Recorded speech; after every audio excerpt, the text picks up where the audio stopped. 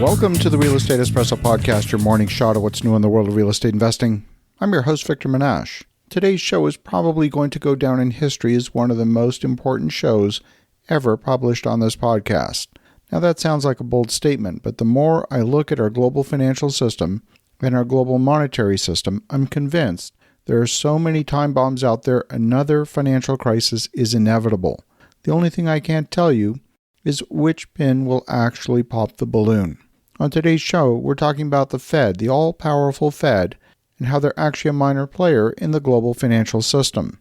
In fact, the Fed is so far behind what's happening in the financial world that they're relegated to the role of janitor cleaning up the mess. When you're in the grocery store and you hear the announcement calling for a cleanup in aisle 4, that's the Fed. The jar of pickles has already smashed, and the only thing left to do is clean up the mess. Last week, we reported on a story that came to light in the quarterly report of the Bank of International Settlements.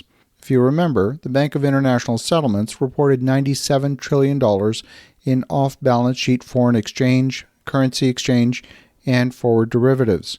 Because these are derivatives, they represent a contingent liability that theoretically has a low probability of triggering. According to GAAP rules, generally accepted accounting principles, low probability contingent liabilities are not to be disclosed in the financial statements on the balance sheet.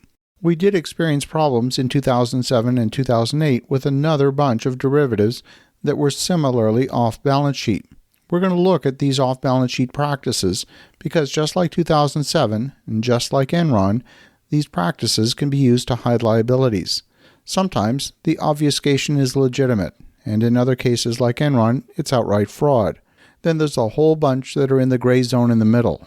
And I'm going to go out on a limb and state categorically that the next financial time bomb to go off will come from an off-balance sheet derivative exploding. In order to understand this, we need to go back and look at 2007 to see exactly what happened. Understand, we're merely looking at a few of the balloons that popped, which then precipitated a cascade of dominoes as a result of the counterparty risk. And all of those conditions still exist today, but on a larger scale. To understand this, we need to go back to basics and understand the elements of a financial statement. There's 4 elements. On the income statement, you have income and expense. Income is good, expenses are bad, and you want to maximize profit, so higher income and lower expenses, the greater the profit. On the balance sheet, assets are good and liabilities are bad. The more assets you have, the better, and the fewer liabilities you have, the better your balance sheet looks to the casual observer.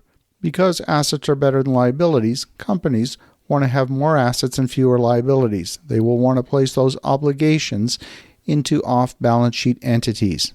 A parent company can set up a subsidiary and spin it off by selling a controlling interest, or perhaps even the entire company, to investors. That sale would generate profits to the parent while transferring the potential risk of the new business failing to investors. And once this transaction is completed, the subsidiary no longer appears on the parent company's balance sheet. Under consolidation rules, you can hold up to 19.9% and still not consolidate those financials on your own income statement.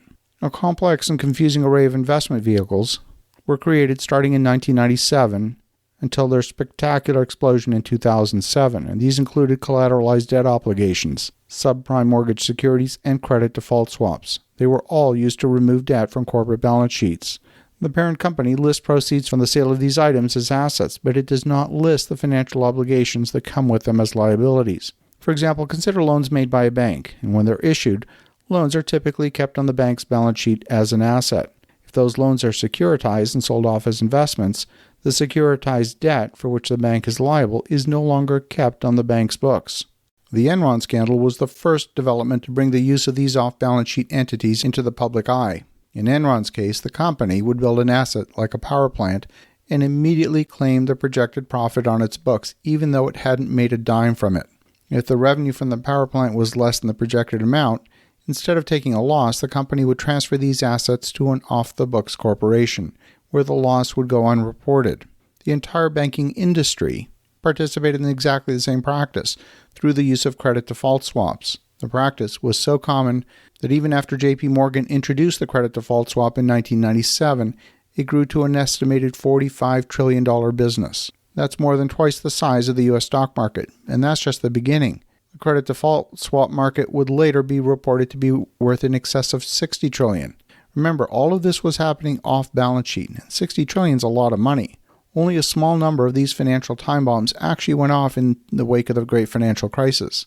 Today, US dollar-denominated FX swaps, there are $85 trillion in off-balance sheet debt obligations. These are FX swaps, currency swaps, and forwards that have the US dollar on one side of the trade.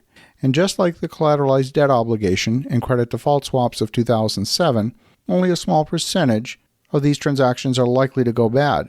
The Fed bailout of 2008 was a mere $750 billion. Shocking as that number was at the time, we look back on it as chump change. Today, we have the US dollar appreciating 15% against many of the world's currencies. That represents a risk of $12.5 trillion of the total $85 trillion in FX swaps that could be at risk when they become due next year. That's large enough a number to precipitate an international collapse. But the Fed looks inward, and as Ben Bernanke famously said in 2008, the problems outside the U.S. were of no concern to the Fed, even if the problems were denominated in U.S. dollars. And even Jay Powell has talked about how the Fed lacks the tools to solve international problems. So on today's show, I'm going to go on record and say that the next crisis will be a pin popping a balloon that was off balance sheet. Attention shoppers, can we please have a janitor with a mop to clean up in aisle 4? As you think about that, have an awesome rest of your day. Go make some great things happen. We'll talk to you again tomorrow.